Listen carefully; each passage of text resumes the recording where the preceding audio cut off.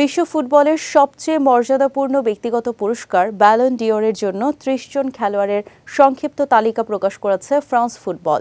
এবারের তালিকায় সবচেয়ে বেশি প্রাধান্য পেয়েছে ফরাসি জায়ান্ট ক্লাব পিএসজি।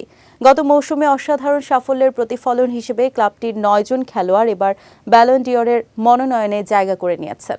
বিস্তারিত সঙ্গীতা শাহর ডেস্ক রিপোর্টে। চ্যাম্পিয়ন্স লিগ জয়ের লক্ষ্যে কয়েক বছর ধরে বিশাল অঙ্কের বিনিয়োগ করেছে পিএসজি।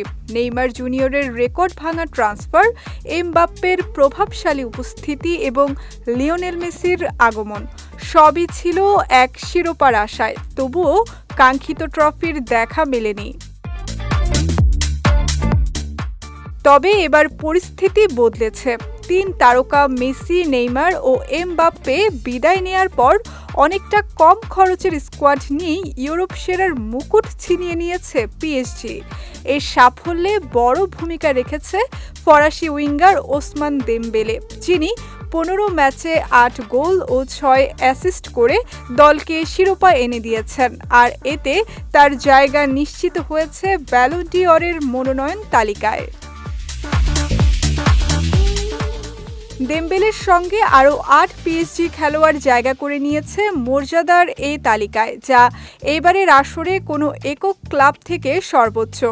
মনোনয়ন পাওয়া পিএসজির ৮ খেলোয়াড় হলেন Gianluigi Donnarumma, Desire Doue, Achraf Hakimi, Khvicha Kvaratskhelia, Nuno Mendes, Joao Neves, Fabian Ruiz এবং ভিতিনহা।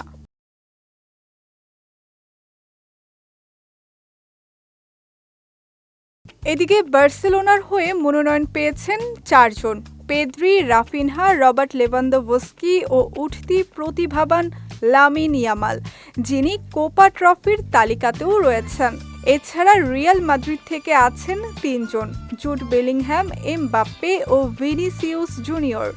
অন্যদিকে champions league runners up inter Milan থেকে আছেন ডেনজেল ডামফ্রিস ও লাউতারো মার্তিনেজ।